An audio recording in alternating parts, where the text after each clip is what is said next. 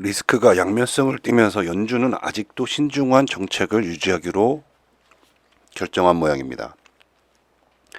미국 연방준비제도 이사회 관리들은 지난 정책회의에서 신중하게 진행하고 인플레이션 통제를 확실하게 할 수 있도록 하자는 결정을 내렸습니다.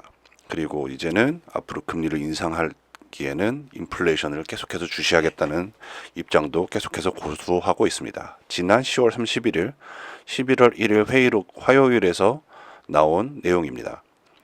회의록에 따르면 모든 참가자들은 위원회가 신중하게 진행할 위치에 있다는 데 동의했습니다.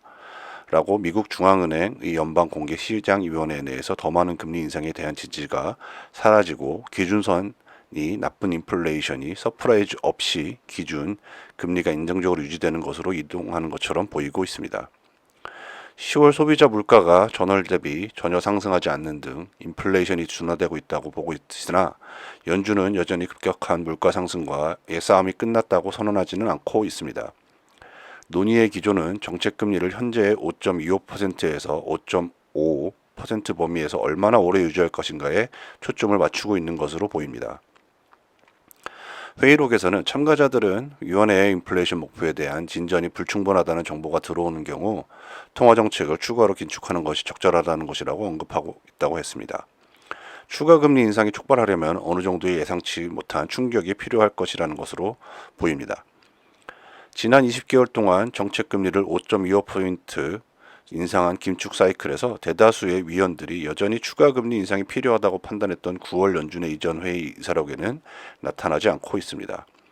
반면에 최근 정책 회의 자료에는 모든 참가자가 현재 금리 설정을 유지하는 것이 적절하다고 판단하고 있으며 정책 입안자들이 금리와 경제에 대한 새로운 세부 전망을 발표할 때 연준의 12월, 12, 13일의 회의에서 입장을 명확히 할 것이라고 보고 있습니다. 금융시장에서 별다른 반응을 불러일으키지는 못하고 있으나 연준이 금리 인상을 끝냈다는 견해를 대체로 확인하지 못했기에 더 많은 사람들이 인플레이션이 반등하지 않을 것이라고 확신하고 있습니다. 하지만 여전히 명시적으로 또는 오피셜로 누구도 그렇게 말하고 있는 상태는 아닙니다. 연방기금 금리에 연동된 계약은 계속해서 추가 인상 확률이 제로에 가까운 것으로 나타나고 있습니다.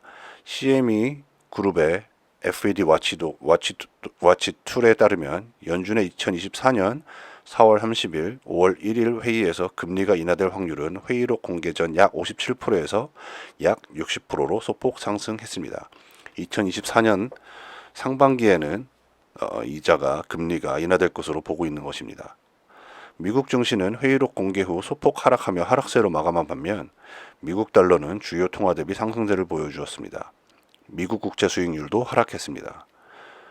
미국 중앙은행 정책 기반자들이 인플레이션 재점화가 여전히 우려되는 가운데 신용을 너무 과도하게 제한하여 경제 전망을 손상시키는 것에 대해 우려와 함께 경제에 대한 위험을 더 양면으로 만든다는 경제 신호화에 씨름하는 모습을 보여주고 있습니다. 미국 경제 성장률은 3분기에 연율 4.9%의 높은 증가율을 기록했으며 이는 인플레이션에 가까운 속도입니다. 그러나 금융시장은 가계, 기업 및 정부의 금리를 상승시켜 인플레이션을 연준의 목표치인 2%로 되돌리기 위해 필요한 것보다 더 많은 경제 및 일자리 성장을 억제할 위협으로 보고 있습니다.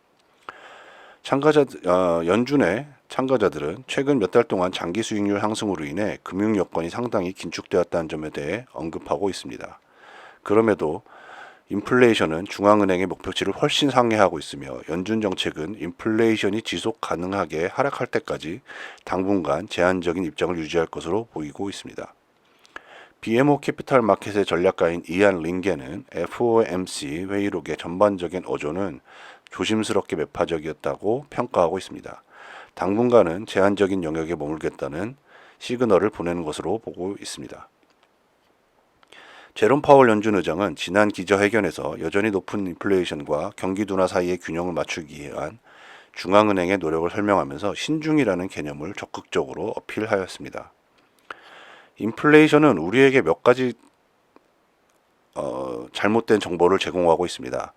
정책을 더 긴축하는 것이 적절해지면 주저하지 않을 것입니다. 라고 파월 의장은 이달 초 국제통화기금 연구 컨퍼런스에서 밝혔습니다.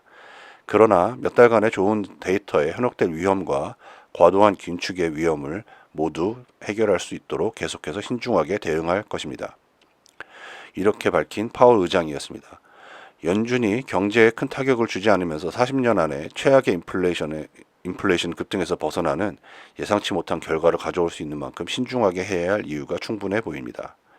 화요일에 발표된 뉴욕 연준 직원 연구에 따르면 미국 중앙은행이 금리 인상을 높게 시작하고 물가가 급등하기 시작한 지 1년 만에 첫 인상을 단행한 덕분에 금리 인상을 더 일찍 시작했을 때보다 인플레이션을 낮추면서 경제가 더 많은 성장률을 기록할 수 있었다는 사실도 밝혀지고 있습니다. 그러나 정책 기반자들 사이에서는 아직 인플레이션에 대해 승리를 선언하거나 투자자들에게 다음에 일어날 일들에 대해 직접적인 지침을 제공하지 않고 있는 현실입니다.